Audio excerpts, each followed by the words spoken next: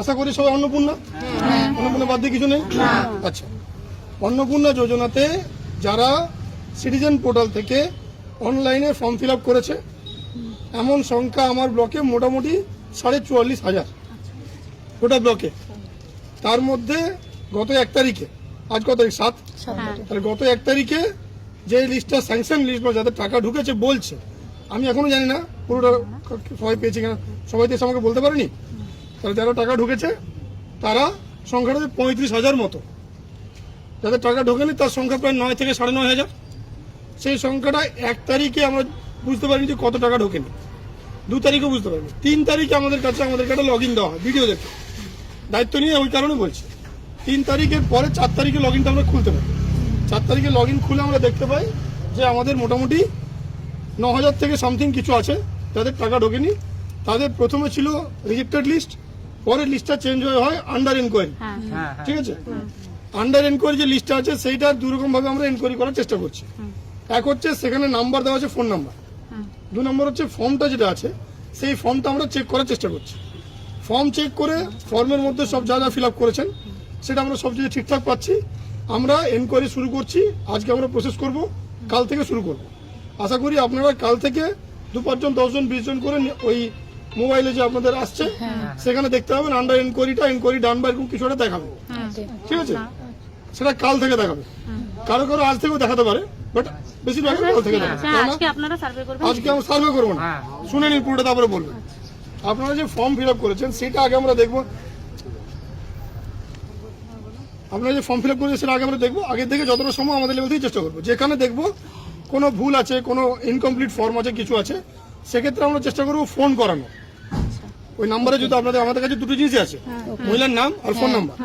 আধার নাম্বারটা আমরা পাইনি, মাস্কিং করা আছে, কাটা কাটা দেওয়া আছে। তাহলে আমরা সেখানে ফোন করে, কারণ ওদের বাড়ির যে অ্যাড্রেস পেয়েছি সেই অ্যাড্রেসটা অনেক লম্বা, পুরো অ্যাড্রেসটা টাইপ করেছেন, পুরোটাই চলে এসছে। কাজে সেখানকার কোনো মেম্বার আপনাকে যোগাযোগ করতে পারে, আমাদের পঞ্চায়েতের গ্রাম পঞ্চায়েতের স্টাফ যোগাযোগ করতে পারে, অঙ্গনওয়াড়ি দিদিরা যোগাযোগ করতে পারে, তারা আপনাদের সঙ্গে যোগাযোগ। আমার ব্লকে যে 9,000 আছে এটা যতটা সম্ভব আমি চেষ্টা করছি ফিল্টার করে দেখে কতটা তাড়াতাড়ি করা যায়, বাট এটার জন্য কিন্তু টাইম লাগবে। প্রাথমিকভাবে আমাদেরকে বলা হয়েছে যে এটা আগামী 7 দিনের মধ্যে কি হচ্ছে স্টেট দেখতে চাইছে, যে কে কিভাবে করছে। এটা ব্লক টু ব্লক ভ্যারি করছে। কোনো ব্লকে প্রত্যেককে ফোন করছে, ফোন করে বলছে আপনারা ফর্ম নিয়ে আসুন, আমরা ফর্ম দেখবো, চেক করবো। আমার ব্লকে যেহেতু বেশ কিছু ফর্ম আছে, বেশ কিছু ফর্ম অনলাইনে দেখা যাচ্ছে, কাজে আমি এক্ষুনি আপনাদেরকে ফোন করে জ্বালাতন করছি না। তার কারণ এখন যদি আমি ফোন করি 9,000 মহিলা যদি আমার কাছে চলে আসে, আমার অফিসে দাঁড়াতে দেওয়ার জায়গা হবে না। টোটাল আপনারা যে দাঁড়িয়েছেন সেখানে হয়তো 150 জন লোক আছে, তাতে এই অবস্থা, অফিসে তো জায়গা নেই।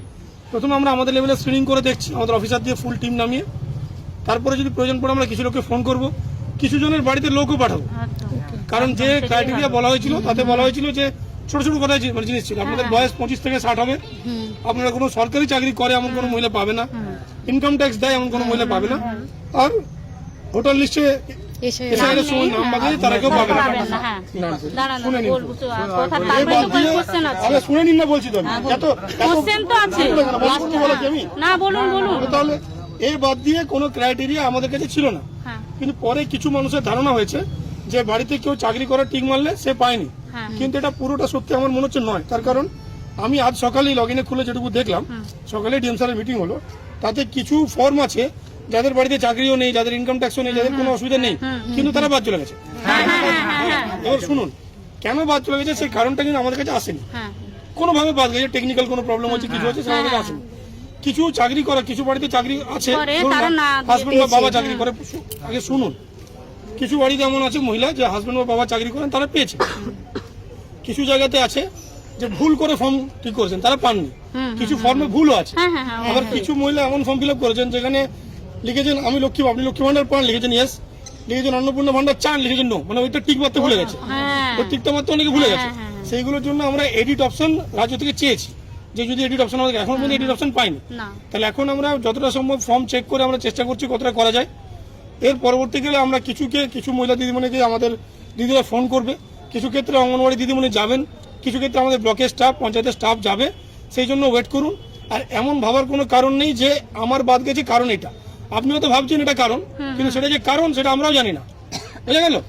একই প্রশ্ন বারবার করবেন না, কেউ চাকরি করলে বাদ যাবে কিনা, সে যদি নিজে চাকরি করে তাহলে বাদ যাবে, কিন্তু নিজে চাকরি করলে অনেক ক্ষেত্রে আছে যে সে লুকিয়েছে, লিখেন সে লিখে লুকিয়েছে, সে পেয়েছে, সেইগুলো আমাদেরকে এনকোয়ারি করার জন্য পরে আবার অপশন দেবে, যেটা আমরা জানতে পেরেছি।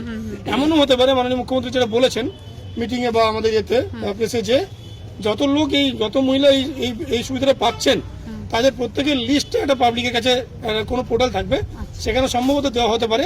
সেখানে আপনারা যদি মনে করেন যে আপনার পাশের বাড়িতে কেউ আছে যে সরকারি চাকরি করে, সেন্ট্রাল গভর্নমেন্টে চাকরি করে, অথচ সে পাচ্ছে, তখন আপনারা কমপ্লেন করুন, তার এনকোয়ারি হবে, তার চাকরির কি হবে পরে কথা, কিন্তু টাকাটা কিন্তু ফেরত দিতে হবে।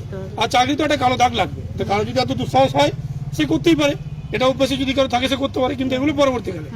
এখন যারা পায়নি সেই 9,500 যাতে পায়, কারণ আমার ধারণা এখানে খুব বেশি বড় লোক মানে 9,500 মধ্যে 100, 200, 300 হয়তো বাদ যেতে পারে, বাট বেশিরভাগটাই হয়তো হবে, সেটা আমার ব্লক সম্পর্কে যেটুকু ধারণা হয়েছে।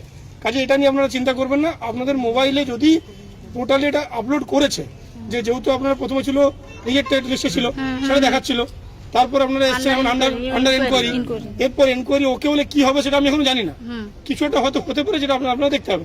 যদি দেখতে পান তাহলে তো বুঝেই যাবেন যে হচ্ছে, আর যদি দেখতে না পান তাহলে অন্তত পক্ষে 15 তারিখের পর ইন্ডিভিজুয়ালি একজন দুজনকে জানাবেন।